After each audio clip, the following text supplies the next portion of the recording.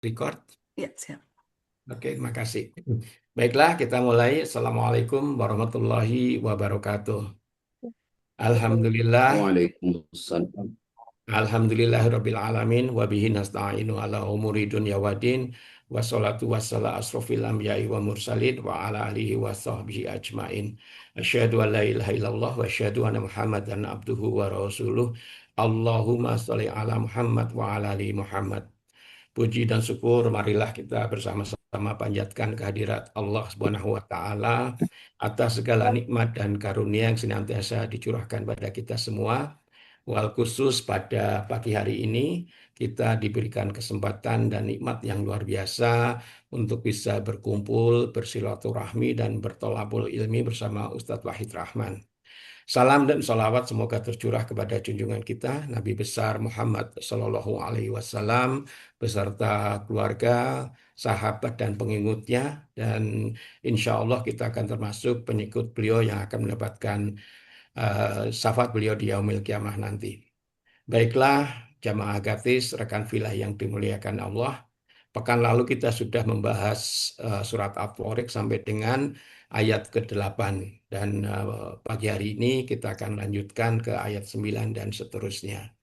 Dan kita harapkan juga nanti diskusinya akan lebih uh, membuka wawasan dan pengetahuan kita mengenai tafsir surat Al-Thoriq ini sendiri. Baiklah, untuk mempersingkat waktu, taklim dan waktu sepenuhnya saya serahkan pada Ustadz Wahid Rahman. Tafadhal Ustadz. Jazakallah. Assalamualaikum warahmatullahi wabarakatuh. Waalaikumsalam warahmatullahi wabarakatuh.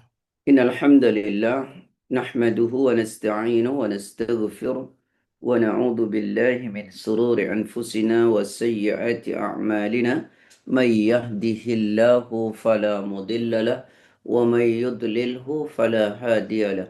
Asyhadu an la ilaha illallah wahdahu la syarika lah wa asyhadu anna Muhammadan abduhu wa rasuluhu la nabiyya ba'da wa ba'd. Alhamdulillah, puji syukur pada Allah karena sungguh atas nikmat, izin serta karunia-Nya Allah bersamakan kita kembali. Salawat beserta salam semoga senantiasa tercurah kepada Rasulullah SAW, pada keluarganya, sahabat-sahabatnya, pengikut-pengikutnya, dan tentu kita semua yang mengikutinya. Baik, ikhwani wa ikhwati fillah yang semoga Allah senantiasa merahmati. Kita sampai pada ayat ke-9. Yauma tublas sarair. Ya, yauma tublas sarair. Pada hari, ya, tubla ditampakkan as-sarairu, ya, segala rahasia. Yauma pada hari, tubla ditampakkan as-sarairu segala rahasia. Yaitu kelak pada hari kiamat semua rahasia akan ditampakkan, terbuka dan terbongkar. Tidak ada rahasia yang bisa disembunyikan, ya, atau tidak ada rahasia yang tersembunyi pada hari kiamat. Karenanya kita juga memperhatikan masalah hati kita, ya. Di samping amalan-amalan yang sifatnya jawarih atau amalan yang sifatnya fisik, maka kita dalam hidup ini harus betul-betul memperhatikan masalah hati.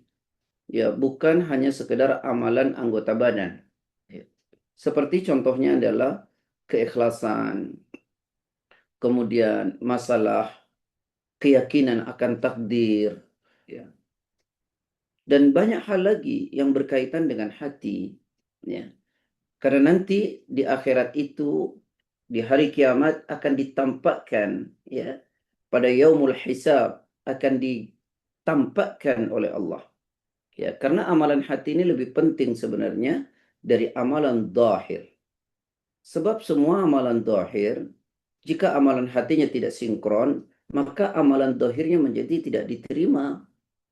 Karena Rasulullah SAW mengatakan innamal a'malu binniyat. Setiap perbuatan itu tergantung niat. Wa innama likulli imri'in ma nawa. Dan seseorang itu mendapatkan nilai karena apa yang ia niatkan. Ya, bahkan anak pernah menceritakan orang sama-sama sholat, ya, tapi hasilnya berbeda. Misalnya Abu Bakar As-Siddiq radhiyallahu an, sahabat Umar radhiyallahu an, dan sahabat-sahabat yang lain salat di Masjid Nabawi dengan imam Rasulullah. Juga Abdullah bin Ubay bin Salul, orang-orang munafik, sama-sama salat di tempat yang sama dengan imam yang sama. Tapi kemudian para sahabat dijamin surga, sedangkan orang munafik adalah dijamin neraka. Innal munafiqina fid darkil asfali minan nar walan tajida lahum nasira. Ya. Sesungguhnya orang munafik akan berada di keraknya neraka dan bagi mereka tidak ada seorang penolong. Padahal secara zahir melakukan amalan yang sama, tetapi karena apa yang tersimpan dalam hatinya itu berbeda, ya. Yang apa yang tersimpan dalam hatinya berbeda. Karena itu kemudian nanti di hari kiamat itu ditampakkan, tidak ada yang tersembunyi.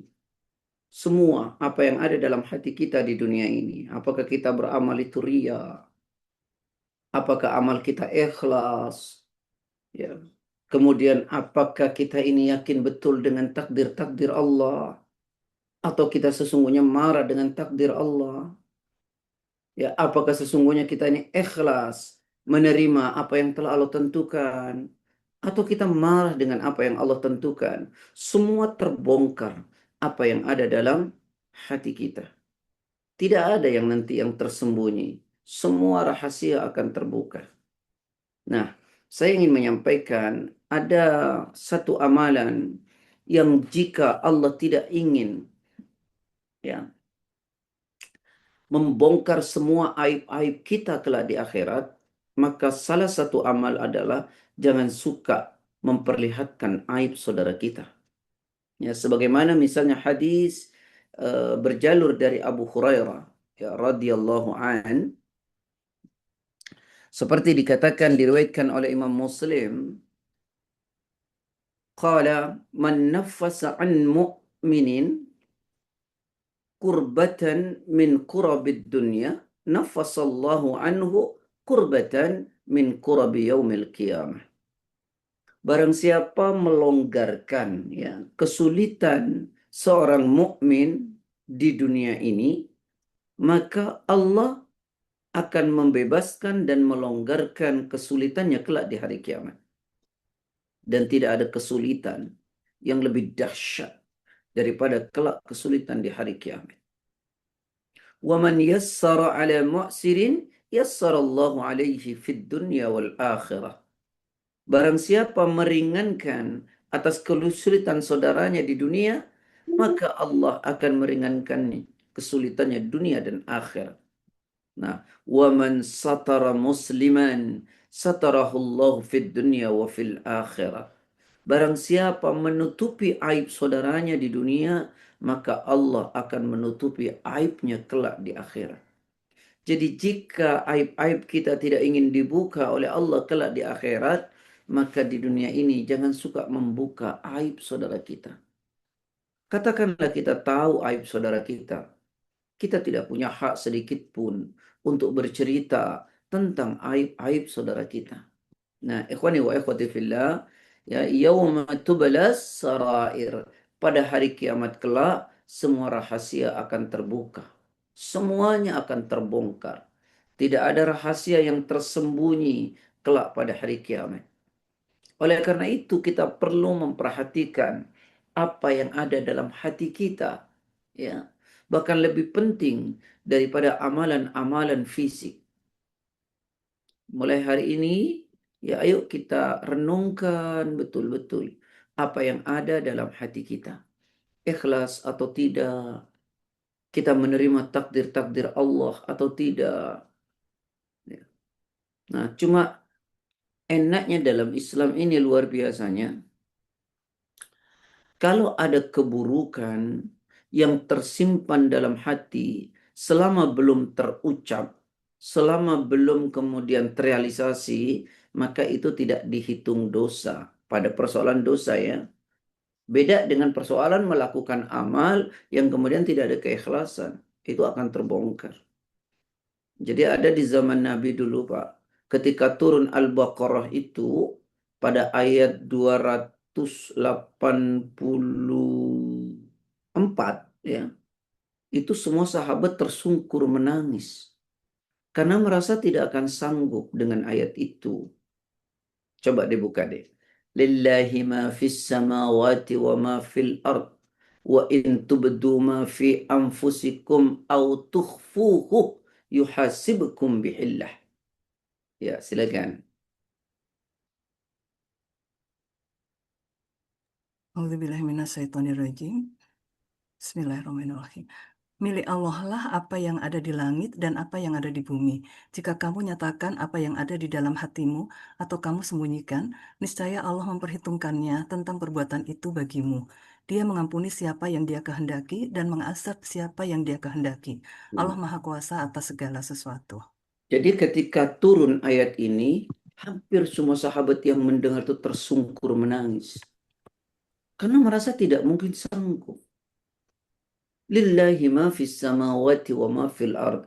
Milik Allah lah apa yang ada di langit dan apa yang ada di bumi. Nah, di sini nih. Wa in tubdu ma fi anfusikum au tukhfuhu yuhasibkum bihillah. Ya. Jadi ini yang membuat para sahabat menjadi seolah tidak akan sanggup. Ya.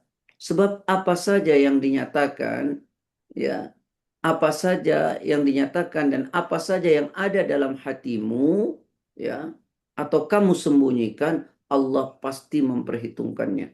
Maka sahabat merasa tidak mungkin mampu. Karena kadang-kadang dalam hati ini ada saja berpikir jelek, tersirat kejelekan tentang seseorang, ya. Ada tersimpan dalam hati. Nah, kalau perbuatan jelek itu tersimpan dalam hati, belum dinyatakan dan belum kemudian dilakukan, maka diampuni, ya. Maka tidak ada persoalan. Tetapi jika amal soleh dilakukan, kemudian tidak ada keikhlasan, nah itu nanti akan terbongkar, ya. Di mana kita beramal ria, bagaimana kita beramal ingin dipuji orang. Nah, terutama misalnya contoh ya, orang sekarang ini banyak kan melakukan kurban. Yang kurban itu dilakukan hanya untuk menyenangkan istri, menyenangkan anak, dan menyenangkan orang-orang di sekitar. Padahal mestinya berkorban itu dilakukan karena Allah. Nah, semua itu nanti terbongkar di hari kiamat. Bahwa kita melakukannya bukan karena Allah. Nah, maka hati-hati bagi teman-teman yang melakukan atau berkorban, jangan dengan niat apalagi ria ingin dipuji orang, ingin menyenangkan istri, ingin menyenangkan anak, dan orang-orang di sekitar saja, itu tidak diperkenankan. Ya, tidak diperkenankan. Ya. Nah, ini penting karena amalan itu semua nanti apa yang tersembunyi dalam hati kita semuanya akan diperlihatkan oleh Allah. Itu akan terbongkar. Baik, fama lahu min quwwati wala nasir. Fama lahu ya min quwwati wala nasir. Maka manusia tidak lagi mempunyai suatu kekuatan dan tidak pula ada seorang penolong. Ya, pada ayat 10 ya. Fama lahu min quwwati wala nasir. Maka manusia tidak lagi mempunyai suatu kekuatan nanti di hari kiamat dan tidak pula ya ada penolong. Jadi seseorang yang akan diazab oleh Allah, maka dia tidak akan bisa menolak azab tersebut. Dan juga ya, tidak ada orang yang bisa menolongnya. Dan tidak ada kekuatan dari dirinya dan tidak pula ada kekuatan dari orang lain. Makanya kenapa dijelaskan dalam Al-Qur'an ya pada hari kiamat nanti tidak ada lagi ya saling mau menolong, terutama nanti di hari kiamat. Tidak ada lagi tali kekeluargaan. Sebagaimana Al-23 ayat 101. فَإِذَا نُفِخَ فِي السُّورِ فَلَا أَنْسَابَ بَيْنَهُمْ يَوْمَئِذٍ وَلَا يَتَسَاءَلُونَ. 63 101 ya Ustaz. Surat 23 Oke. ayat 101.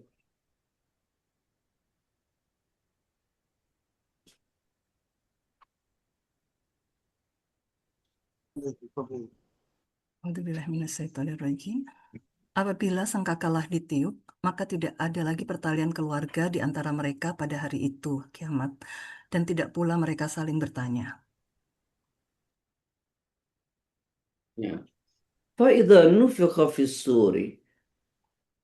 Apabila sangkakala ditiupkan, fala ansaba bainakum yawma idin, maka tidak ada lagi pertalian keluarga di antara mereka pada hari itu, yaitu pada hari kiamat. Wala yatasaalun, dan mereka tidak saling bertanya. Jadi nanti pada hari kiamat itu tidak ada kekuatan dan tidak bisa saling menolong satu sama lain. Pada hari kiamat ya, tidak ada. Bahkan ketika nanti orang hampir tenggelam dengan air keringatnya. Orang datang kepada Abul Bashar, yaitu kepada Nabi Adam untuk minta pertolongan, mintakan kepada Allah syafaat. Bahkan Nabi Adam pun tak bisa. Kepada Nabi Ibrahim juga tidak bisa, kepada Nabi Musa tak bisa, kepada Nabi Isa tak bisa. Ya. Nah, nanti syafaat itu Allah yang memberikan ya melalui kepada Rasulullah Sallallahu Alaihi Wasallam atas izinnya Allah. Nah, dan itu bisa kita dapatkan dengan apa? Dengan memperbanyak baca salawat, meneladani Rasulullah Sallallahu Alaihi Wasallam, dan berakhlak yang mulia. Sampai Rasulullah SAW pernah mengatakan dalam satu hadis yang sahih di Riyadhus Shalihin nomor 631, Rasul mengatakan berdasarkan hadis dari Jabir, "Inna min ahabbikum ilayya wa aqrabikum minni majlisan yaumal qiyamati ahasinukum akhlaqa."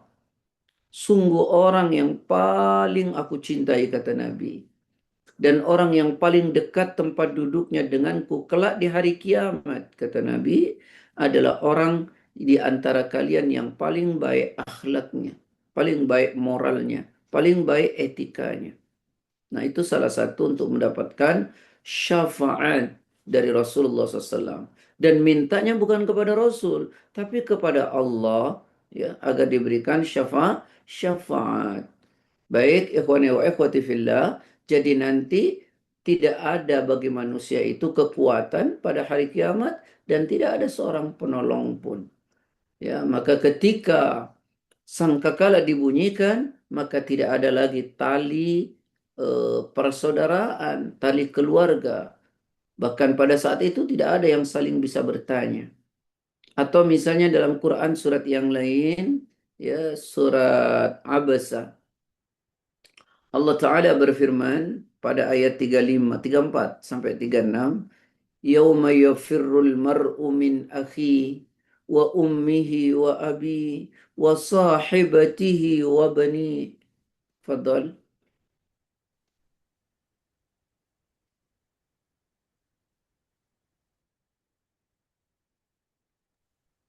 A'udzubillahiminasyaitonirrajim.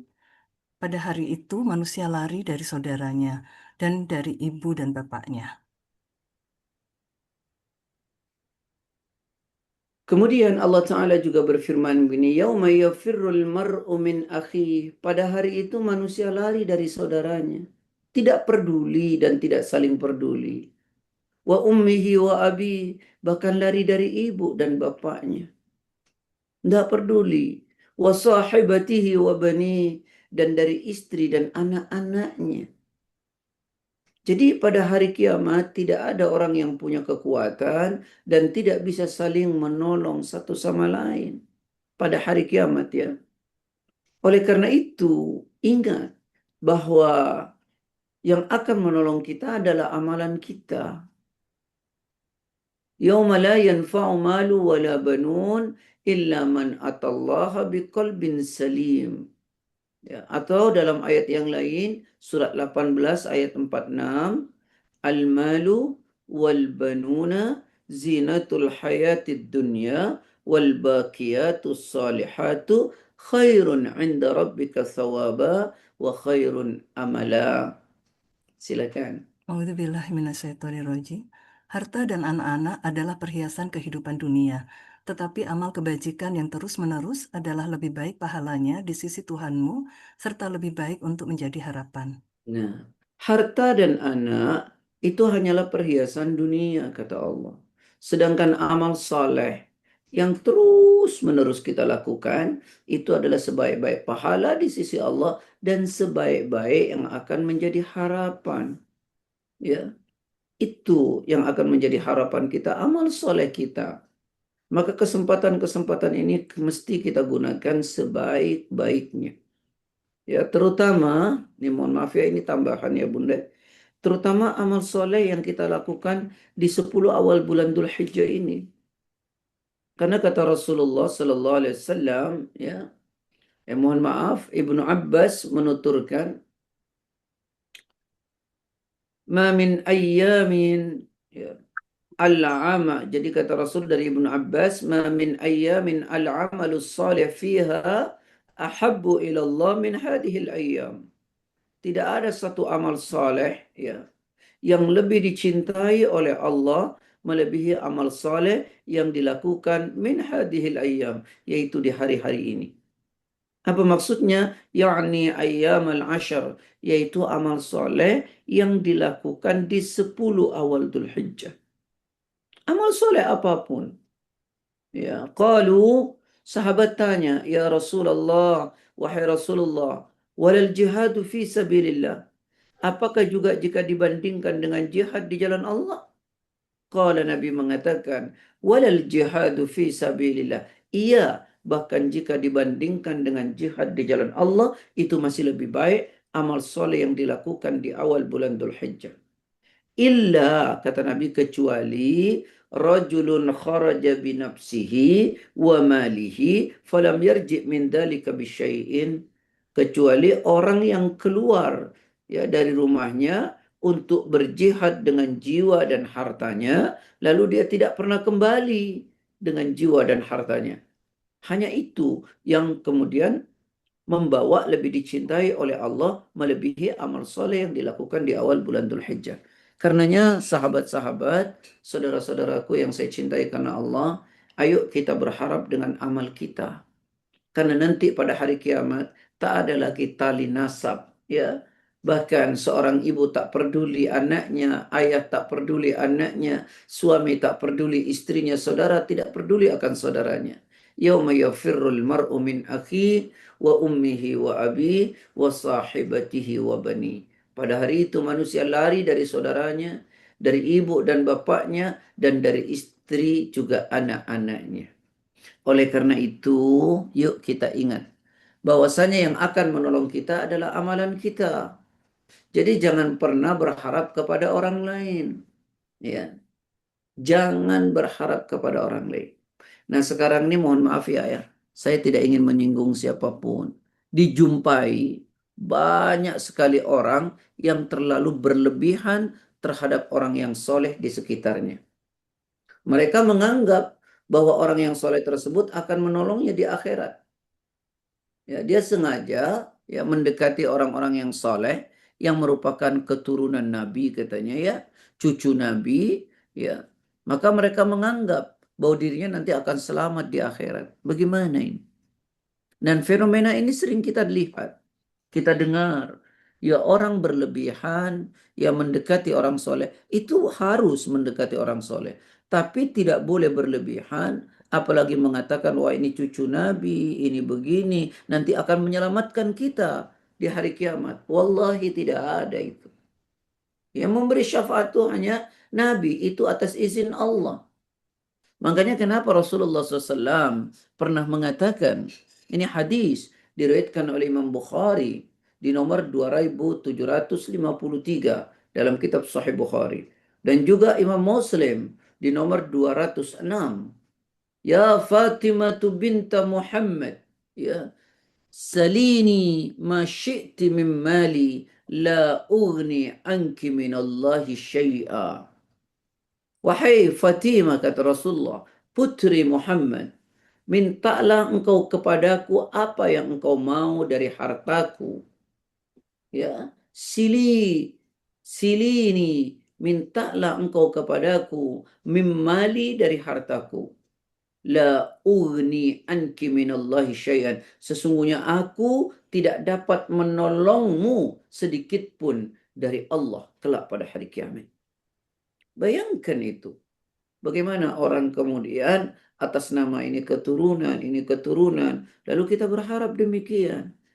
Ya, ayo berharaplah dengan amal soleh kita atas keridhaan Allah. Karena itu yang menjadi harapan. Ya, harta dan anak-anak tidak ada gunanya. Ya, coba buka lagi satu ayat dalam Quran. Surah 26 ayat 87-88.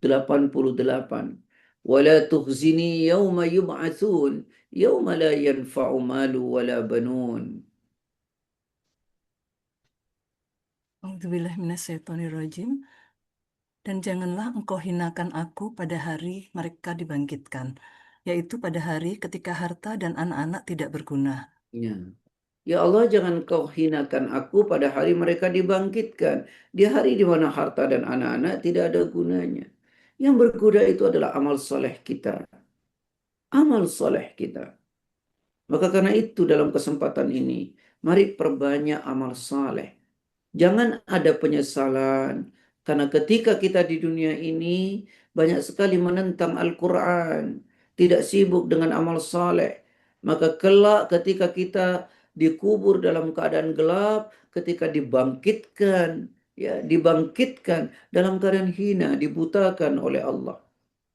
Kenapa? Karena kita tidak menyiapkan diri kita. Coba lihat dalam Quran pada surat Toha ayat 124 sampai 126.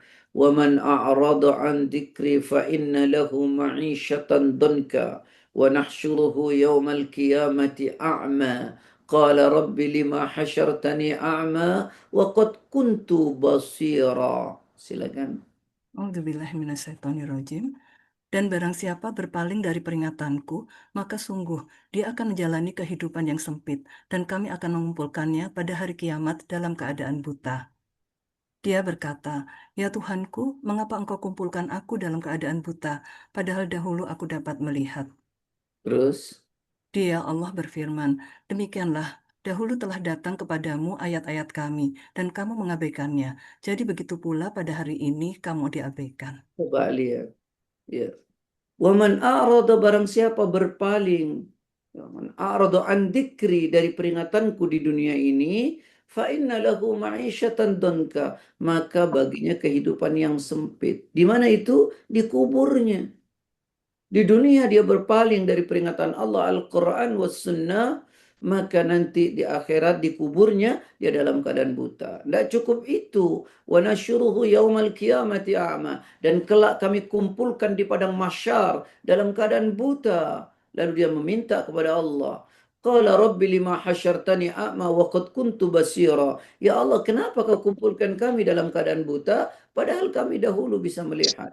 Allah menjelaskan, yang demikian itu karena telah datang ayat-ayat kami kepadamu di dunia dan kau melupakan ayat-ayat itu. Begitu pula hari ini engkau dilupakan oleh Allah. Nah, inilah keadaan di hari kiamat. Ikhwani wa ikhwati fillah. Tetapi ada kabar bahagia kata Rasul. Jika engkau ingin mendapatkan nanti perlindungan langsung dari Allah di hari kiamat, ada 7 jalannya. Sab'atun yudilluhumullahu fi dillihi yawma la dillah illa dilluh. Kata Nabi, ada 7 kelompok manusia yang kelak akan mendapatkan perlindungan langsung dari Allah di hari kiamat, di mana hari itu tidak ada perlindungan kecuali perlindungan Allah. Satu, imamun adil, seorang pemimpin yang adil. Kenapa dia pertama? Karena jadi pemimpin itu bukan perkara gampang, perkara sulit. Ya, orang yang mengkritik mudah, tapi yang menjalankan tidak mudah. Apalagi cobaan menjadi pemimpin itu berat. Ya, belum cobaan duniawi, cobaan macam-macam. Maka ketika menjadi pemimpin adil, dia adalah orang pertama yang akan mendapat perlindungan langsung dari Allah kelak di hari kiamat. Yang kedua, syabun nasya'a fi ibadatillah, anak muda yang konsisten beribadah di hadapan Allah. Karena di saat muda itu cobaannya berat, ujiannya berat. hidup tidak stabil tapi labil, dan dia bisa konsisten beribadah di hadapan Allah, maka dia dapat penghargaan khusus. Dia akan mendapat perlindungan langsung dari Allah di hari kiamat. Yang ketiga, warajulani yatahabba fil ijtama alaihi wa tafarraqa alaihi. Dua anak manusia yang bersahabat, bersaudara, bertemu dan berpisahnya karena Allah. Karena itu para sahabat dulu senang mengatakan, saya mencintaimu karena Allah. Berteman dan berpisah bertemunya karena Allah. Ya. Kemudian yang selanjutnya, rajulun qalbuhu mu'allakun bil masajid, yaitu orang yang hatinya senantiasa terikat dengan masjid, ingin memakmurkan masjid, betah di masjid, datang pada salat-salat wajib ke masjid. Itu orang mendapat perlindungan langsung dari Allah. Kemudian selanjutnya, rajulun da'at sumra'atin dhata mansibin wa jamalin faqal inni akhafullah. Seorang laki-laki yang digoda oleh lawan jenis, dia mengatakan, saya takut kepada Allah. Yang selanjutnya adalah orang yang bersedekah dengan tangan kanannya, di mana tangan kirinya tidak tahu. Inilah orang-orang yang akan mendapat perlindungan langsung dari Allah kelak di hari kiamat. Dan ini perlu kita lakukan karena apa? Karena nanti di akhirat Allah Ta'ala mengatakan di hari kiamat, فَمَا لَهُ مِنْ قُوَّةٍ وَلَا نَاصِرٍ. Ya, ayat tadi, yaitu ayat 10, maka manusia tidak mempunyai satu kekuatan dan tidak pula ada penolong, karena semua hanya mengurusi dirinya masing-masing. Bahkan keluarga tidak bisa. Jadi ada kekeliruan kalau orang kemudian mendekati orang soleh berlebihan dengan harapan mendapat nanti pertolongan di hari kiamat. Tidak ada. Bahkan Nabi Adam saja tidak bisa memberi syafaat karena katanya Nabi Adam itu punya satu kesalahan. Ya, memakan pohon khuldi. Maka ketika dimintakan kepada Nabi Nuh, Nabi Nuh saja tidak bisa karena punya satu kekeliruan mendoakan datangnya air bah. Begitu juga kepada Nabi Ibrahim, karena beliau pernah, mohon maaf, berbohong dengan mengatakan bahwa tanyakan kepada arca terbesar itu, kenapa arca-arca kecil itu hancur, padahal beliau yang menghancurkan. Ya. Dan baru kemudian kepada Rasulullah sallallahu alaihi wasallam. Jadi tidak ada satu manusia pun. Ya, jadi ada orang mengatakan dengan sombongnya, saya tidak akan memberikan kau syafaat. Memang siapa Anda bisa memberi syafaat? Tidak, syafaat itu hanya dari Rasulullah atas izinnya Allah Subhanahu wa taala.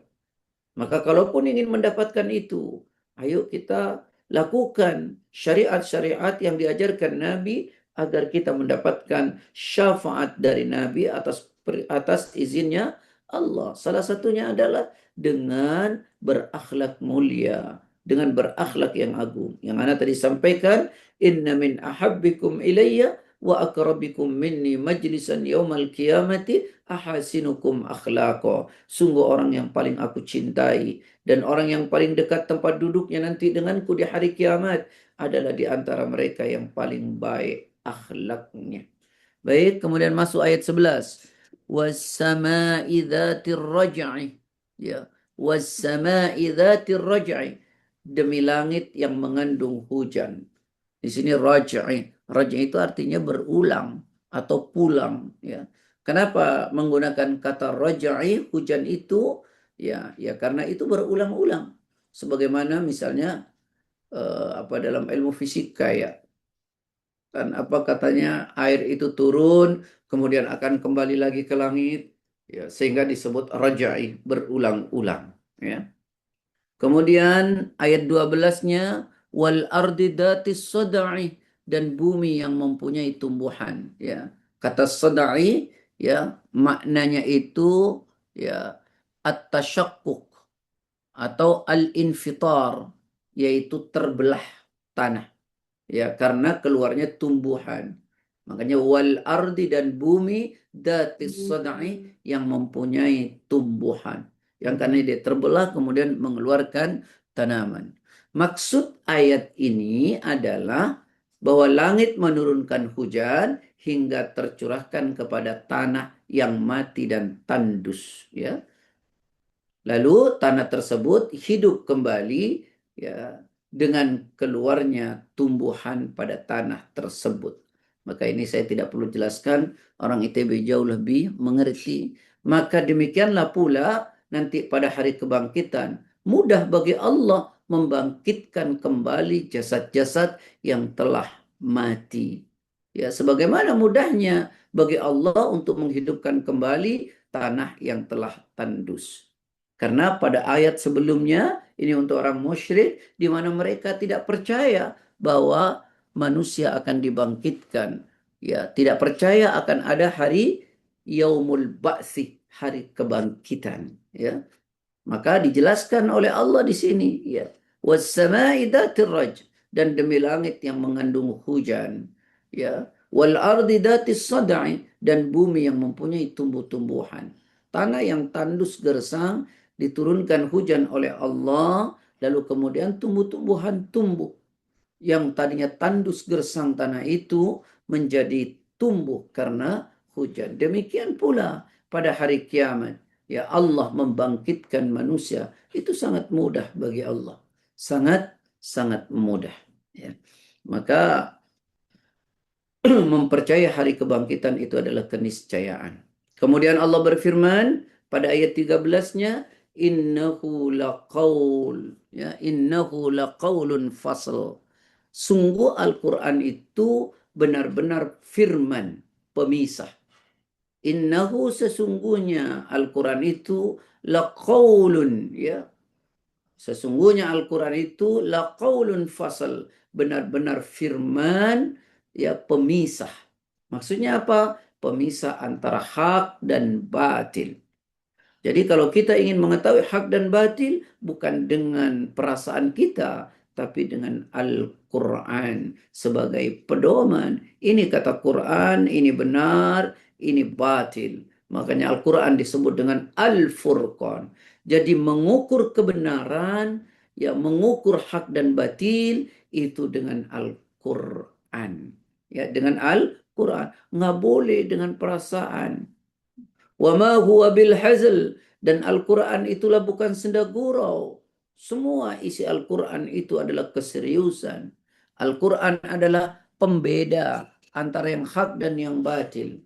Jadi kalau sudah datang firman dari Allah, Al-Quran, maka kewajiban bagi kita untuk menerimanya. Ya, walaupun tidak sesuai dengan hawa nafsu kita. Apabila sudah ada ayat Quran, sudah ada hadis, maka kita membuang seluruh yang lain. Ya. Kalau sudah ditentukan oleh Quran dan hadis, kita mendahulukan firman Allah dan mendahulukan sabda Nabi Muhammad SAW. Karenanya dalam Al-Quran, kalau sudah ditentukan oleh Quran dan hadis, maka tidak ada pilihan. Surat 33 ayat 36. ما كان لمؤمنين ولا مؤمنة إذا قضى الله ورسوله أمرا أن يكون لهم الخير من أمرهم ومن يعص الله ورسوله فقد ضل ضلالا مبينا. A'udzubillahiminasyaitonirrajim. Dan tidaklah pantas bagi laki-laki yang mukmin dan perempuan yang mukmin apabila Allah dan Rasul-Nya telah menetapkan suatu ketetapan akan ada pilihan yang lain bagi mereka tentang urusan mereka. Dan barang siapa menurhakai Allah dan Rasul-Nya, maka sungguh dia telah tersesat dengan kesesatan yang nyata. Jadi tidaklah pantas bagi laki-laki yang beriman dan juga perempuan yang beriman jika Allah dan Rasul-Nya, Al-Quran dan Sunnah, telah menetapkan satu ketetapan hukum, maka akan ada pilihan hukum yang lain bagi mereka tentang urusan mereka. Ya. Dan barang siapa mendurhakai Allah dan Rasul-Nya, Al-Quran dan Sunnah, sungguh telah sesat dengan kesesatan yang nyata. Ya. Maka sudah berpedoman kepada Al-Quran, berpedoman kepada hadis, sudah ditentukan oleh Quran dan hadis, maka tidak ada pilihan. Karena Al-Quran itu adalah pembeda yang hak dan yang batil. Dan seluruh dari Al-Quran itu bukanlah senda gurau. Ya. Maka pedoman hidup kita. Ragu kita terhadap Al-Quran? Ragu kita terhadap Al-Quran? Allah tantang, coba buat satu surat yang semisal dengan Quran. Ini umurnya sudah 1400 tahun lebih. Apakah ada orang yang bisa membuat tandingan baik isinya maupun secara redaksinya. Nggak ada. Karena itu ada ayat dalam Quran pada surat Al-Baqarah ayat 23 sampai 24. Wa in kuntum fi raibim mimma nazzalna ala abdina fa'tu bi suratin min mithlih wad'u syuhada'akum min dunillahi in kuntum sadiqin. فإن لم تفعلوا ولن تفعلوا فاتقوا النار التي وقودها الناس والحجارة وأعدت للكافرين. A'udzubillahiminasyaitonirrajim. Dan jika kamu meragukan Al-Quran yang kami turunkan kepada hamba kami Muhammad, maka buatlah satu surah semisal dengannya, dan ajaklah penolong-penolongmu selain Allah, jika kamu orang-orang yang benar. Jika kamu tidak mampu membuatnya, dan pasti tidak akan mampu, maka takutlah kamu akan api neraka yang bahan bakarnya manusia dan batu yang disediakan bagi orang-orang kafir. Coba lihat. Jika kamu tetap dalam keadaan ragu dengan apa yang kuturunkan kepada hambaku Muhammad Al-Quran, maka buatlah satu surat saja yang semisal dengan Quran, baik secara isi maupun redaksi. Ajaklah penolong-penolongmu, kata Allah. Jangan bawa Allah jika engkau merasa benar. Ya. Jika engkau tidak mampu, dan pasti kamu tidak akan mampu, kata Allah, maka takutlah dengan api neraka yang bahan bakarnya manusia dan batu yang disediakan untuk orang-orang yang ingkar kepada Allah. Kita sudah tahu nih sedemikian rupa bahwa Quran itu adalah pembeda yang hak dan yang batin. Dan Quran itu bukan senda gurau. Tapi kenapa banyak orang menolak kebenaran Al-Quran? Banyak orang menolak kebenaran sunnah. Kalau kita bisa jawab, yang pertama adalah karena faktor hawa nafsu. Orang kalau sudah mengikuti hawa nafsu, dia tidak mau menerima kebenaran-kebenaran agama.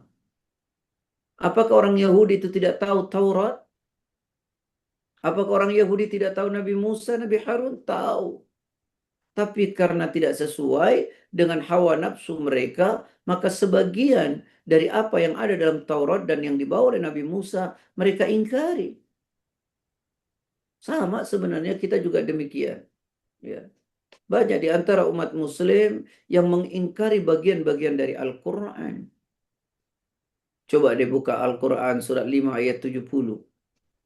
Laqad akhadna mithaqa bani Israel wa arsalna ilaihim rusulan kullama ja'ahum rasulun bima la tahwa anfusuhum fariqan kadzabu wa fariqan yaqtulun. A'udzubillahiminasyaitonirrajim. Sesungguhnya kami telah mengambil perjanjian dari Bani Israel dan telah kami utus kepada mereka rasul-rasul. Tetapi setiap rasul datang kepada mereka dengan membawa apa yang tidak sesuai dengan keinginan mereka, maka sebagian dari rasul itu mereka dustakan kali dan sebagian yang lain mereka bunuh. Sungguh kami telah mengambil perjanjian dari Bani Israel dan telah kami utus kepada mereka rasul-rasul. Tetapi setiap datang seorang rasul kepada mereka dengan membawa apa yang tidak sesuai dengan keinginan mereka, dengan nafsu mereka, maka sebagian rasul mereka dustakan dan sebagian lagi mereka bunuh. Kita kalau ayat sesuai dengan keinginan kita akan lakukan sekuat tenaga. Tapi jika tidak sesuai dengan selera kita, maka kita tidak mau melakukannya. Jadi kita ini tidak kafah. Ya. Tidak melakukan secara utuh. Ya kita tidak mungkin bisa utuh, tapi kita harus mempercayai keseluruhannya, bukan hanya karena tidak sesuai dengan nafsu, lalu kita tidak mau mengikuti dan mempercayainya. Memang hawa nafsu itu membuat, mohon maaf, telinga orang menjadi tuli. Hawa nafsu itu membuat hati menjadi keras.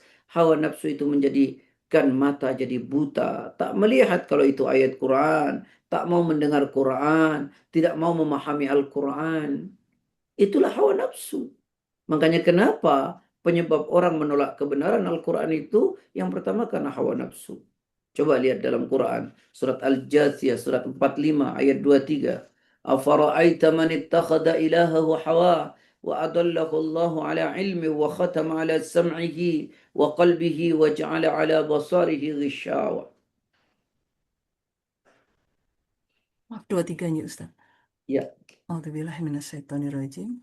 Maka pernahkah kamu melihat orang yang menjadikan hawa nafsunya sebagai Tuhannya, dan Allah membiarkannya sesat dengan sepengetahuannya, dan Allah telah mengunci pendengaran dan hatinya, serta meletakkan tutup atas penglihatannya.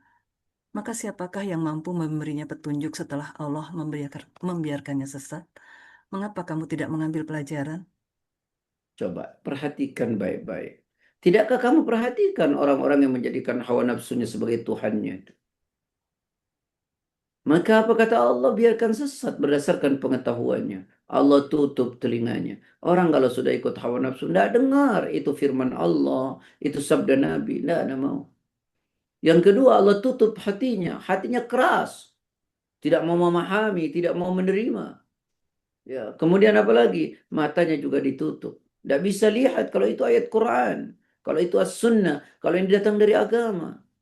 Ya, kenapa? Hawa nafsu. Kalau sudah ikut hawa nafsu, tidak terima, ya tidak mau dia kerjakan.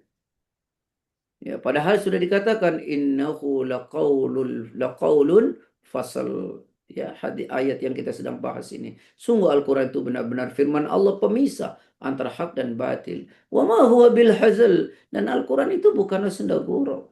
Tapi coba, Al-Quran dikalahkan oleh hawa nafsu. Yang paling ironis apa? Al-Quran dikalahkan, mohon maaf ya, saya tidak ingin menyinggung siapapun, dikalahkan oleh budaya. Kalau sudah budaya, Al-Quran bisa dikorbankan. As-Sunnah bisa dikorbankan. Coba buka Quran. Surat 2 ayat 170.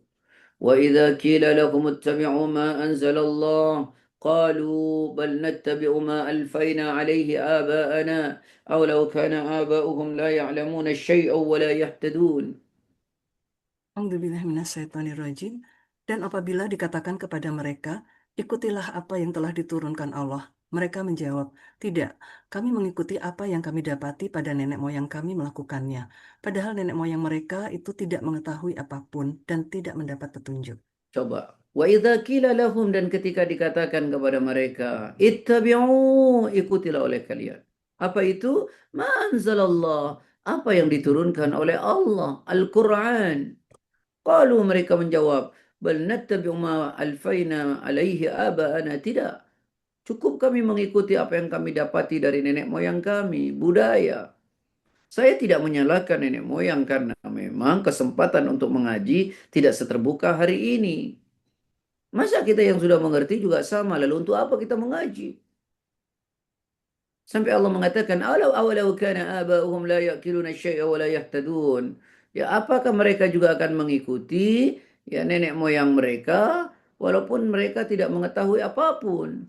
Maksudnya agama ya, dan tidak mendapat petunjuk. Karena memang kebanyakan budaya itu tidak lahir dari Islam, terutama di Indonesia ya, kan dari animisme, sinkritisme, mohon maaf, Buddha, Hindu. Makanya kenapa ayat-ayat semisal ini diulang-ulang oleh Allah. Ya, karena kita tidak mau mengikuti Al-Quran. Padahal Al-Quran itu benar-benar pemisah antara hak dan batil. Quran itu bukan senda gurau, kata Allah. Coba buka lagi Quran, surat 5 ayat 104. وإذا قيل لهم تعالوا إلى ما أنزل الله وإلى الرسول قالوا حسبنا ما وجدنا عليه آباءنا أولو كان آباؤهم لا يعلمون الشيء ولا يهتدون. A'udzubillahiminasyaitonirrajim. Dan apabila dikatakan kepada mereka, marilah mengikuti apa yang diturunkan Allah dan mengikuti Rasul. Mereka menjawab, cukuplah bagi kami apa yang kami dapati nenek moyang kami mengerjakannya. Apakah mereka akan mengikuti juga nenek moyang mereka, walaupun nenek moyang mereka itu tidak mengetahui apa-apa dan tidak pula mendapat petunjuk? Wa idza, dan ketika kila dikatakan lahum kepada mereka, ta'alau, kemarilah, ila ma anzalallah, kepada apa yang diturunkan Allah, Al-Quran, wa ila Rasul, dan kepada Rasul As-Sunnah. Qalu, mereka menjangan mengatakan, hasbuna ma wajadna alaihi abana, cukuplah kami mengikuti apa yang telah kami dapati dari nenek moyang kami. Awalau kana aba'uhum la ya'lamuna syai'an. Apakah kalian juga mau ikut walaupun nenek moyang mereka itu tidak mengerti apa-apa, wala yahtadun, dan tidak mendapat petunjuk karena memang belum muslim. Nah, inilah kenapa Al-Quran itu dikalahkan, ya, kalahkan. Jadi orang jauh dari Quran. Padahal dalam Quran yang sedang kita bahas ini, Quran itu benar-benar firman. Ya, benar-benar pemisah antara hak dan batil. Al-Furqan. Dan Al-Quran itu bukanlah senda gurau. Bukanlah senda gurau. Yuk kembali kepada Al-Quran. Al-bu'du an kitabillahi wa sunnatu rasuli. Wa sunnatu rasulihi. Sekarang ini ada usaha sistematis menjauhkan orang dari Al-Quran dan As-Sunnah. Ya.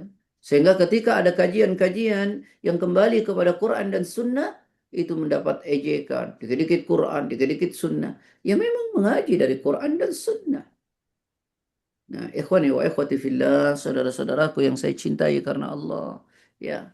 Jadi Quran ini pedoman kita. Quran ini bukan senda gurau. Quran ini benar-benar pemisah antara hak dan batil. Ya, jangan banyak mengikuti dengan prasangka, kebanyakan orang. Itu bukan ukuran kebenaran. Apalagi sepertinya sih benar, sepertinya tidak apa-apa. Agama tidak bisa seperti itu. Ya, karena itu dalam Al-Quran Allah ingatkan pada surat 6 ayat 116, wa in tuti aktsara man fil ardi yudilluka an sabilillah iyattabi'una illa ad-dhanna wa inhum illa yakhrusun. Surat ke-6 ayat 116. A'udzubillahiminasyaitonirrajim. Dan jika kamu mengikuti kebanyakan orang di bumi ini, niscaya mereka akan menyesatkanmu dari jalan Allah. Yang mereka ikuti hanya persangkaan belaka, dan mereka hanyalah membuat kebohongan. Baik. Ikhwani wa ikhwati fillah yang dirahmati oleh Allah Subhanahu wa taala. Jika kamu menuruti kebanyakan orang yang di muka bumi ini, niscaya mereka akan menyesatkanmu dari jalan Allah. Mereka tidak lain hanyalah mengikuti prasangkaan belaka dan mereka tidak lain hanyalah berdusta atas nama agama. Ya, bahkan dalam ayat yang lain dikatakan wa ma yattabi aktsaruhum illa dhanna.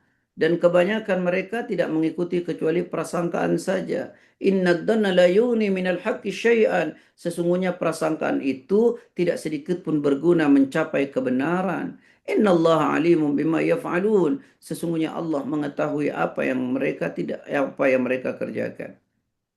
Itu surat 10 ayat 36. Pada surat 53 ayat 28, wa ma lahum bihi min ilm. Ya, wa ma lahum bihi min ilmin iyattabi'una illa ad-dhanna wa inna ad-dhanna la yughni minal haqqi syai'a. Silakan. A'udzubillahiminasyaitonirrajim. Dan mereka tidak mempunyai ilmu tentang itu. Mereka tidak lain hanyalah mengikuti dugaan. Dan sesungguhnya dugaan itu tidak berfaedah sedikit pun terhadap kebenaran. Nah, jadi kembali, yuk kita kembali kepada Al-Quran. Ya, kembali kepada As-Sunnah. Al-Quran ini adalah pembeda yang hak dan yang batil. Dan Al-Quran itu bukanlah senda gurau. Ayat 15, innahum yakiduna kaida. Sungguh mereka orang kafir merencanakan tipu daya yang jahat. Ya, wa akidu kaida. Dan aku pun membuat rencana tipu daya yang jitu. Ya. Saya ingin menyampaikan dulu, ya, bahwa orang kafir tak henti-hentinya membuat tipu daya. Ya, membuat tipu daya.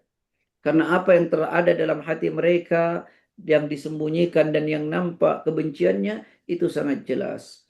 Jadi patut diketahui bahwa tidak boleh mengatakan, nah ini juga tidak boleh ya, orang mengatakan Allah maha pembuat tipu daya. Nggak boleh, karena itu perkara buruk. Karena tidak boleh kita menisbatkan sifat buruk ya secara permanen kepada Allah. Ya, tetapi Allah terkadang membuat tipu daya kepada yang membuat tipu daya. Ya, bentuk-bentuk seperti ini hanya terdapat misalnya dalam Quran, beberapa ayat misalnya ya, surat apa itu? Al-Baqarah ya, ayat 14 sampai 15. Wa idza laqul ladzina amanu qalu amanna wa idza khalau ila syayatinihim qalu inna ma'akum innama nahnu mustahzi'un. Allahu yastahzi'u bihim wa yamudduhum fi tughyanihim ya'mahun. Silakan. A'udzubillahiminasyaitonirrajim. Dan apabila mereka berjumpa dengan orang yang beriman, mereka berkata, kami telah beriman. Tetapi apabila mereka kembali kepada setan-setan para pemimpin mereka, mereka berkata, sesungguhnya kami bersama kamu, kami hanya berolok-olok. Allah akan memperolok-olokkan mereka dan membiarkan mereka terombang-ambing dalam kesesatan. Nah, ini tipikal orang munafik itu Kalau ketemu orang beriman, dia mengatakan beriman. Kalau ketemu kelompoknya, mereka akan mengatakan sama dengan kelompoknya. Lalu dia berkata pada kelompoknya, kenapa kau bersama mereka? Kami hanya mengolok-olok mereka. Nah, disinilah Allahu yastahzi'u bihim wa yamudduhum fi tughyanihim ya'mahun. Allah akan memperolok-olok mereka dan membiarkan mereka terombang-ambing dalam kesesatannya. Itu yang disebut tipu daya. Misalnya lagi dalam Quran surat 3 ayat 54. Wa makaru wa makarallah wallahu khairul makirin. A'udzubillahiminasyaitonirrajim. Dan mereka orang-orang kafir membuat tipu daya, maka Allah pun membalas tipu daya, dan Allah sebaik-baiknya pembalas tipu daya. Nah, ya, tapi tidak boleh ya kemudian melekatkan sifat makar, tipu daya secara permanen bahwa itu kepada Allah. Tidak boleh ya. Tapi Allah kemudian membalas tipu daya orang-orang itu. Nah, itu yang dimaksud. Kemudian ayat terakhir, famahilil kafirina amhilhum ruwaida. Karena itu berilah penangguhan kepada orang-orang kafir, berilah mereka kesempatan untuk sementara waktu. Ya, orang-orang kafir berbuat kerusakan di dunia sehingga akan mendapatkan azab ya, baik di dunia maupun akhirat. Dan bagaimanapun mereka akan meninggal dunia, lalu masuk ke dalam akhirat. Ya, kehidupan mereka yang sekarang ini hanyalah penangguhan yang sebentar sebelum azab datang kepada mereka.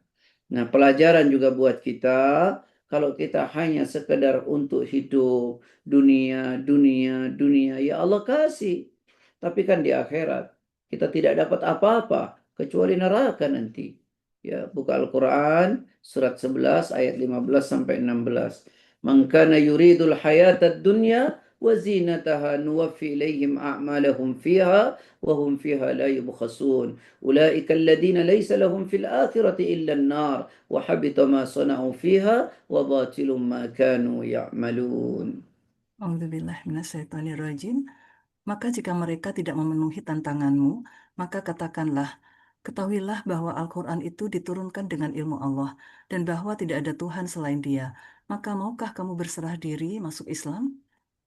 Salah ya Bun ya, Iya, bukan itu. Tadi 11. saya surat 11 ayat 14-15 ya atau 15-16. 14. Mangkana yuridul hayatad dunya, Sebentar, Ustaz. Bukan. bukan kan? Karena... Oh, no. 15, Ustaz. Iya, 15-16. Iya, betul 15, tadi. 16. Tadi Ustadz bilang 15-16. Oh iya, Baik, sorry. Maaf, saya yang salah. buatan apa-apa Bun. Manusia. Diulangi, Ustaz. A'udzubillahiminasyaitonirrajim. Barang siapa menghendaki kehidupan dunia dan perhiasannya, pasti kami berikan balasan penuh atas pekerjaan mereka di dunia dengan sempurna, dan mereka di dunia tidak akan dirugikan. Itulah orang-orang yang tidak memperoleh sesuatu di akhirat kecuali neraka, dan sia-sialah di sana apa yang telah mereka usahakan di dunia, dan terhapuslah apa yang telah mereka kerjakan. Ini pahami dengan baik ya. Kalau kita cuma sekedar ingin dunia, Allah kasih. Dan Allah tidak akan rugikan sama sekali. Tapi kan di akhirat kita tidak dapat apa-apa kecuali neraka. Baik, kesimpulan yauma tublas sarair ya dari ayat 9 sampai habis. Yauma tublas sarair, pada hari ditampakkan segala rahasia. Nanti di akhirat tidak ada yang tersembunyi. Semua yang kita sembunyikan di dunia ini Allah tampakkan dan kita tidak bisa berpura-pura. Nah, karena itu ayo berbuatlah di dunia ini selaras dengan apa yang kita lakukan secara dohir dan apa yang ada tersimpan dalam hati kita. Jangan lakukan sesuatu dengan ria. Ya, ayo menerima semua takdir-takdir Allah. Karena semua yang tersembunyi itu akan nampak nanti. Kemudian, famalahu min quwwati wala nasir. Maka manusia tidak lagi mempunyai satu kekuatan dan tidak pula ada seorang penolong. Nanti di akhirat kita tidak punya daya upaya, tidak punya kekuatan dan tidak ada bisa saling menolong keluarga kita tidak bisa menolong, harta kita tidak bisa menolong. Maka mari sebaik-baik orang itu adalah yang mempersiapkan diri dengan amal solehnya. Maka ketika seorang sahabat tanya kepada Rasulullah, Ayul mu'minina akyas, siapakah orang yang paling pintar? Kata Nabi, aktsaruhum lil mauti dzikran wa ahsanuhum lima ba'dahu istidadan. Adalah mereka yang paling banyak ingat mati dan mereka yang paling baik mempersiapkan oleh-oleh untuk kematiannya, yaitu amal soleh. Was-sama'i dzatir raj'i, dan demi langit yang mengandung hujan. Ya, wal ardi dzatis sad'i, dan bumi yang mempunyai tumbuh-tumbuhan. Kalau Allah bisa menumbuhkan dan menyuburkan tanah yang gersang, kenapa Allah tidak bisa kemudian membangkitkan orang yang mati yaumul ba'tsih, nanti pada hari kebangkitan? Karena itu harus ada keyakinan pada kita, percaya akan hari kebangkitan. Innahu laqaulun fasal, sesungguhnya Al-Quran itu benar-benar pemisah antara hak dan batil. Wa ma huwa bil hazal, dan Al-Quran itu bukanlah senda gurau. Mari kita jadikan Al-Quran sebagai pedoman dalam hidup kita, baik dalam konteks ritual maupun dalam konteks sosial. Innahum yakiduna kaida, sungguh mereka orang kafir merencanakan tipu daya yang jahat. Wa akidu kaida, dan aku pun mempunyai rencana tipu daya yang jahat. Ya, tapi tidak boleh menyematkan bahwa Allah sebaik-baik disematkan tentang bahwa Allah sebaik-baik tipu daya. Tidak boleh demikian, ya. Fahmahiril kafirina amhilhum ruwaida, karena mereka diberi penangguhan ya kepada orang-orang kafir. Berilah mereka kesempatan untuk sementara waktu, karena semuanya akan mempunyai pertanggungjawaban kelak di akhirat. Wallahu a'lam. Baiklah, terima kasih Ustadz untuk pencerahannya pada pagi hari ini, luar biasa sekali. Dan alhamdulillah untuk diskusi kita sudah ada satu yang raise hand dan 4 pertanyaan Ustadz di chat. Saya pikir diskusinya akan cukup panjang pakai ini Ustadz. Baiklah, kita mulai dengan Bu Alinda yang raise hand sebelum kita menuju ke pertanyaan di chat. Silakan Bu Alinda. Bu Alinda.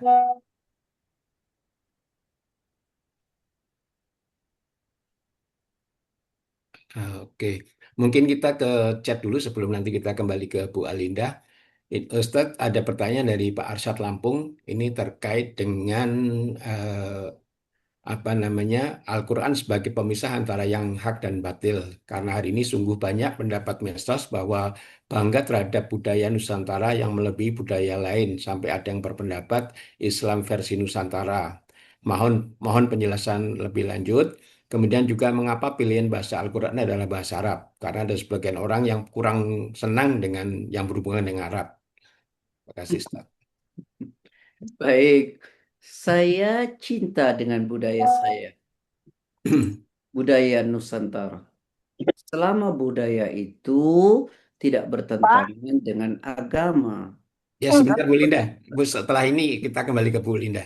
Kalau bertentangan dengan agama, maka bukan budayanya yang diambil, tapi agamanya. Karena agama ini turun untuk membenarkan yang salah. Ya, jadi gini, dulu di Arab itu juga sudah ada budaya. Ya, budaya yang benar ya diteruskan. Lalu budaya yang bertentangan dengan agama, nggak seru Pak maka Ustadznya. budayanya yang disingkirkan, agamanya yang dipakai. Ya. Nah, sekarang ini unik malah. Mohon maaf ya, saya tidak enak didengar nih bahasa saya. Orang beragama itu Mau ikut saya jalan-jalan sama memkompromikan Nena. dengan Mobil baru. budaya. Pakai mobil baru. Sebentar Bu Dina. Mohon Mau nggak naik mobil baru? Mau. Ya, Baik. Ya, sudah Ustaz. gini.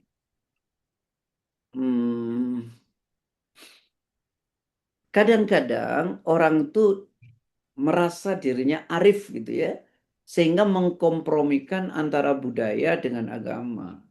Jadi kayak orang berpolitik, win-win solution. Ya enggak begitu. Karena tidak boleh mencampur aduk yang hak dan yang batil. Seperti disampaikan dalam Al-Baqarah ayat 42. La talbisul haqqa bil batili wa taqtumul haqqa wa antum ta'lamun. Jangan kau campur aduk yang hak dan yang batil. Dan jangan kau sembunyikan kebenaran itu padahal engkau tahu. Ya, jadi budaya saya cinta selama budaya tidak bertentangan dengan agama. Tapi kalau kemudian budayanya bertentangan dengan agama, tentu bukan budayanya yang kita ambil, tapi agamanya. Begitu ya. Baik. Kemudian inna nazzalna lahu dzikra wa inna lahu lahafidun. Aku yang turunkan Quran dan aku yang akan menjaga. Quran diturunkan dalam bahasa Arab dan bahasa Arab itu bahasa yang paling kaya, yang sangat amat kaya. Wah, saya tidak bisa jelaskan satu-satu nih. Ya. Kalau ada orang tidak suka dengan bahasa Arab, ya kenapa dia tidak suka? Berarti tidak suka dengan Quran. Bagaimana seorang Muslim tidak suka dengan Quran? Itu unik gitu. Unik sekali. Ya, bahasa Al-Quran itu bahasa Masya Allah. Luar biasa. Mempelajari bahasa Al-Quran itu yang sangat amat luar biasa nikmatnya. Baik ya. Itu Wallahu alam. Oke, makasih Ustadz. Ini ada pertanyaan dari Pak Yanefri, tapi agak sensitif Ustadz terkait dengan pertanyaan mengenai Wahabi. Apakah Ustadz ingin membahas atau kita skip? Apa maksudnya? Mungkin penjelasan sebenarnya apakah Wahabi itu Ustadz? Karena apa namanya banyak hal yang terkait dengan Wahabi yang mungkin misinformasi gitu Ustadz. Penyematan kata Wahabi itu karena mengikuti Muhammad ibnu Abdul Wahhab. Ya kan gitu kan? Hmm. Ya pengarang kitab tauhid yang berusaha memahami Islam itu dengan pemahaman orang-orang terdahulu, salafus saleh. Itu nama kitab, nama orang yang menulis beberapa kitab, ya. Lalu kemudian diikutilah ajaran-ajarannya lalu disematkan seolah-olah menjadi Wahabi, gitu ya. Padahal itu adalah mengikuti pemahaman orang-orang terdahulu. Nah, sekarang apa-apa Wahabi. Kalau ada orang berjenggot, Wahabi. Padahal kan jenggot ada dalam hadis. Ya, bukan berarti yang berjenggot juga menyalahkan orang yang tak berjenggot. Saya tidak pernah nyalahkan Pak Sigit, nggak berjenggot.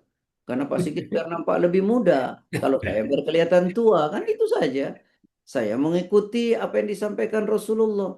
Lalu saya ikuti, saya mengatakan, sunnah, alhamdulillah. Dan yang tidak mengikuti, apakah saya salahkan? Ya, enggak. Lalu kemudian salah apa namanya Wahabi itu kalau sholat dempet itu. Terus Wahabi. Kan Rasulullah juga nyuruh untuk dempet sholat itu untuk dirapatkan. Padahal imamnya setiap mau sholat akimu sufufakum, suruh rapetin, suruh isi yang suddul khalal, suruh isi yang kosong, lalu rapat. Lihatin tuh Wahabi kalau sholat rapat. Loh, bukankah itu memang diperintahkan? Unik memang ya. Jadi saya menyebutnya ini talbis sekarang ini. Apa talbis itu? Upaya tipu daya setan untuk menjauhkan kita dengan syariat Islam ini. Apalagi coba? Coba lihat yang memakmurkan masjid-masjid itu siapa? Ada orang pakai celananya cingkrang, Wahabi. Bukankah itu memang ada dalam hadis di atas mata kaki?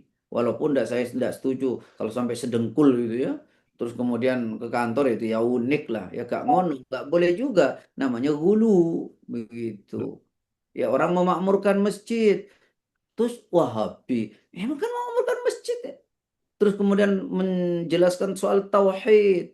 Ya, soal tauhid, tidak minta ke kuburan. Loh, itu kan benar. Minta sama Allah.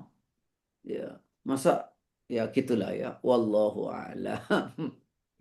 Saya pikir Pak Yanefri cukup jelas ya. Kita lanjut ke Bu Alinda yang tadi raise hand. Monggo Bu Alinda dibuka mikrofonnya. Sorry ya, aku udah di jalan. Mohon maaf Pak Ustadz. Masya Enggak, ini Allah. pertanyaan saya juga saya agak sensitif nih Pak. Tadi kan Bapak berkata soal apa namanya munafik itu ya, yang kaum munafik.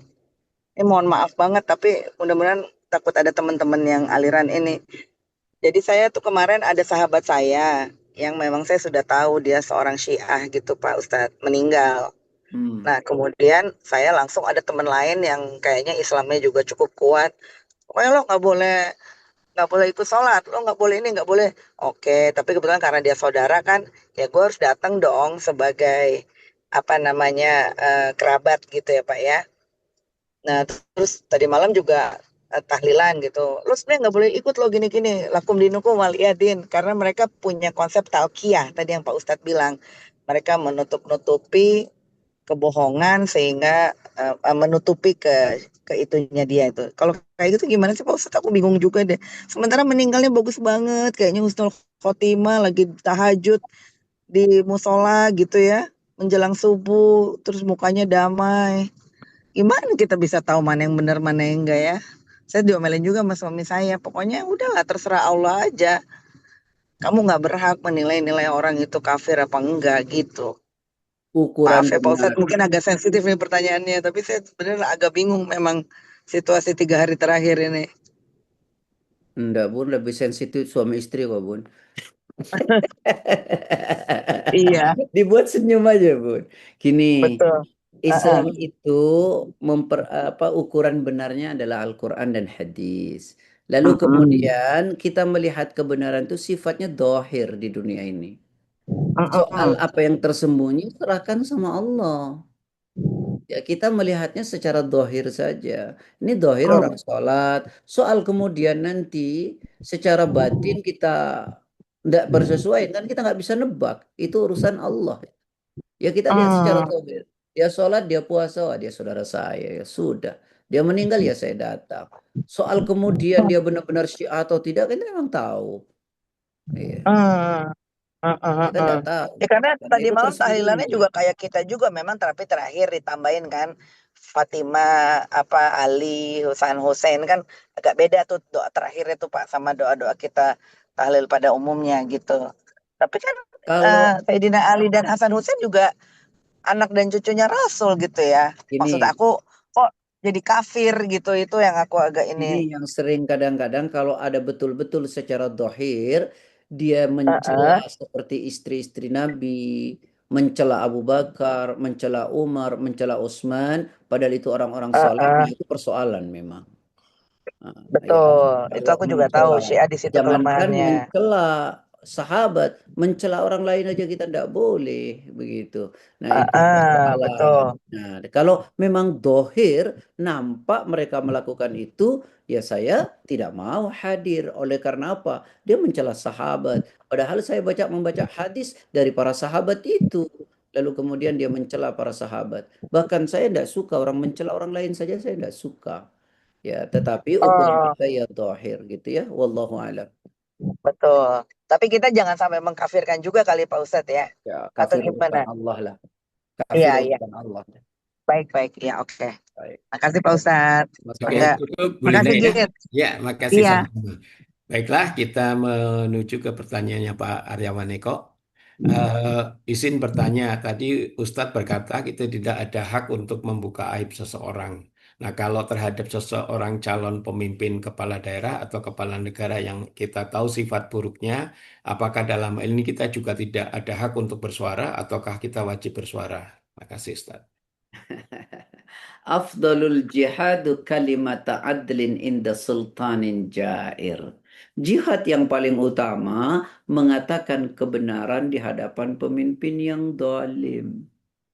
Ya, niat kita bukan untuk membicarakan aibnya, tapi ingin meluruskan kesalahannya. Makanya dalam menasehati itu satu, harus ikhlas karena Allah. Yang kedua harus ada ilmu, ya. Yang ketiga dengan lembut, yang keempat dengan sabar. Sekarang tinggal tanya sama diri kita, benarkah kita ingin memperbaiki atau karena kita asik bicara tentang buruk orang lain? Boleh membicarakan itu ya dalam bentuk kesaksian, ya di pengadilan itu boleh. Seperti apa lagi audit itu boleh. Jangan audit nanti ditutup-tutupi. Namanya bekerja sama dalam keburukan, korupsi berjemaah namanya. Ya, ya ada pemimpin dolim ya kita harus ingatkan. Nah itu berbeda ya. Wallahu a'lam. Oke, Ustadz, kalau saya baca pertanyaan mungkin terkait dengan calon pemimpin, Ustadz, misalkanlah dalam masa kampanye gitu, ada beberapa hal buruk yang mungkin belum diketahui umum. Nah, apakah kita wajib untuk menyampaikan atau bagaimana, Ustadz? Ini, Pak, memilih pemimpin itu kan ada syaratnya dalam Islam. Satu yang beriman, dua yang sholat, tiga yang berzakat, empat yang imannya benar gitu ya. Nah imannya gak benar ya jangan dipilih. Gak sholat itu misalnya. Ya ada pemimpin gak sholat ya jangan dipilih. Ya, kalau ada tetanggamu nanya, Ustadz, saya mau milih pemimpin itu ya, jangan ya gak sholat deh. Nah, itu bukan menyebar aib. Oh gak sholat beneran ya kafir dia. Gak sholat ya. Wallahu a'lam. Oke. Oke, Mbak Aryawan kok cukup jelas atau gimana? Oke. Eh, Mungkin sudah cukup jelas. Ini satu pertanyaan dari Bu Mintarti. Meskipun di hari kiamat nanti antar keluarga tidak bisa saling menolong, bagaimana juga kita berdoa kepada Allah agar kita dikumpulkan di surga dengan keluarga kita. Oh, yang enggak itu di hari kiamat. Hmm. Iya, kalau nanti sampai sudah ke akhiratnya di neraka surga bisa saling menolong bahkan.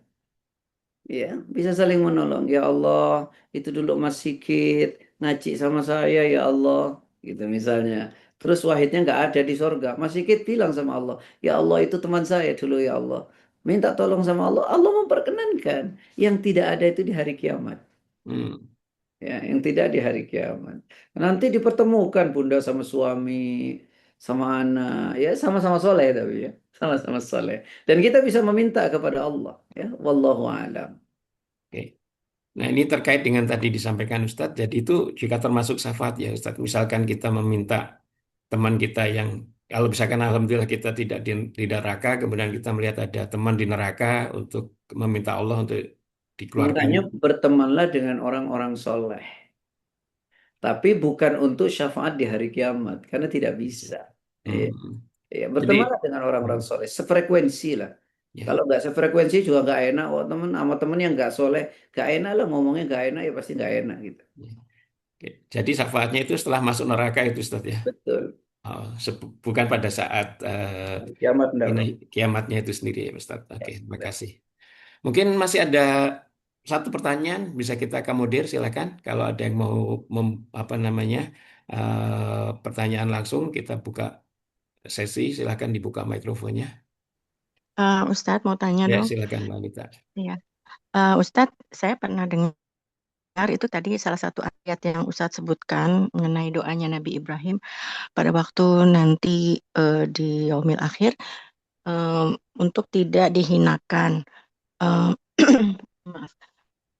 Yang saya pernah dengar agak aneh sih menurut saya, tapi apakah ini sekadar betul atau enggak? Saya ingin minta klarifikasi Ustadz. Katanya Nabi Ibrahim itu malu karena ayahnya itu kan kafir.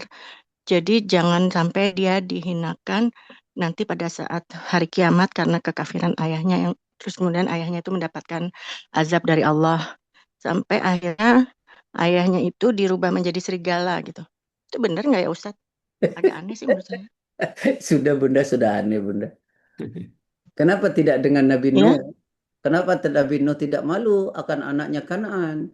Kenapa Nabi Adam tidak malu akan anaknya Qabil? Kenapa kemudian Nabi Lut tidak malu akan istrinya? Kenapa Nabi Muhammad tidak malu akan pamannya? Bahkan Nabi Muhammad ditegur oleh Allah, "Innaka la tahdi man ahbabta walakin Allah yahdi man yasha." Sungguh engkau tidak akan dapat memberi petunjuk kepada siapapun sekalipun orang itu sangat kamu cintai karena petunjuk itu miliknya Allah. Tidak ada satu tafsir pun yang saya baca, saya punya banyak kitab tafsir tentang wala tukhzini yauma yub'atsun, ya Allah jangan kau hinakan aku di hari mereka dibangkitkan, yauma la yanfa'u malu wala banun, di hari di mana harta dan anak tidak ada gunanya, illa man atallaha biqalbin salim. Justru terusannya kecuali orang yang datang kepada Allah dengan hati yang bersih. Tidak ada kaitan dengan cerita itu. Coba baca lengkap ayatnya. Itu kan dari ayat 83. jadi itu doanya Nabi Ibrahim. Jadi itu doanya Nabi Ibrahim untuk tidak mempermalukan atau menghinakan dirinya ya Ustadz ya, bukan Itu ayahnya. doanya Nabi Ibrahim berangkai dari ayat Ya. 83 itu, Bun. Rabbi habli hukma wa alhiqni bis salihin واجعل لي لسان صدق في الآخرين واجعلني من ورثة جنة النعيم واغفر لأبي إنه كان من الضالين ولا تخزني. Coba dibaca nanti ya. Nah, kapan-kapan nanti saya bahas tentang doa Nabi Ibrahim itu dari ayat 83 ya. Wallahu a'lam. Cukup ya Pak Baik, Sigit ya. cukup Ya, banyak. Ya, karena syukran waktu Ustadz. sudah menjelang jam 7, Ustadz ada keperluan lain seperti biasanya. Alhamdulillah kita sudah selesaikan surat At-Tariq sampai ayat ke-17. Kita sudah selesaikan dan insya Allah kita akan menuju ke surah berikutnya di pekan depan, surat Al-Buruj. Eh, Kami sampaikan terima kasih yang luar biasa kepada Ustadz atas ilmu dan waktunya pada kita semua. Juga pada Mbak Nani yang sudah menyiapkan Zoom, kemudian menayangkan ayat-ayat suci dan juga membacakan terjemahannya. dan juga telah merecord dan insya Allah akan segera kita upload dan Mbak Dasa akan segera menyampaikan risalah dari pertemuan kita pada pagi hari ini. Baiklah, mari kita bersama-sama tutup dengan Sedikit doa. maaf, Ya, ya. maaf. Tadi ada permintaan dari Anto, Ustadz. Maaf, ada permintaan Oh, dari ya. Anto untuk mendoakan istrinya yang sedang dirawat di rumah Oh, sakit.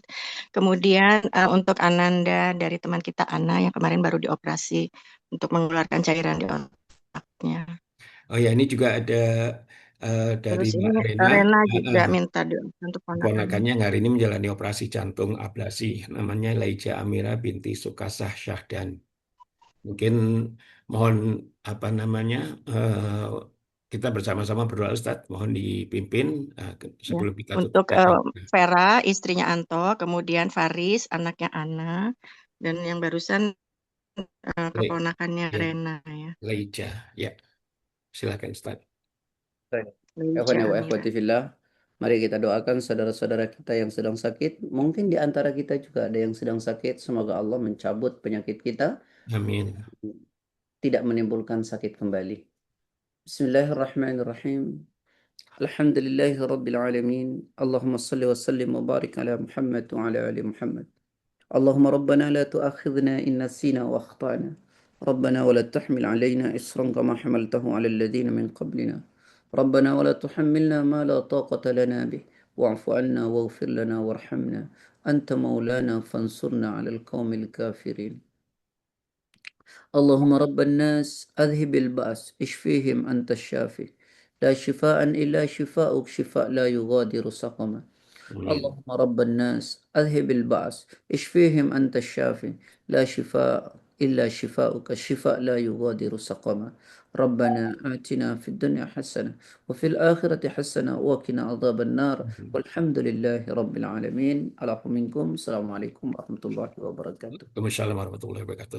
Sekali lagi terima kasih Ustaz. Baiklah kita tutup bersama-sama dengan membaca doa kafaratul majelis. Subhanakallahu wa bihamdika asyhadu an la ilaha illa anta astaghfiruka wa atubu ilaik. Assalamualaikum warahmatullahi wabarakatuh. Mohon maaf lahir batin. Waalaikumsalam warahmatullahi Waalaikumsalam warahmatullahi wabarakatuh.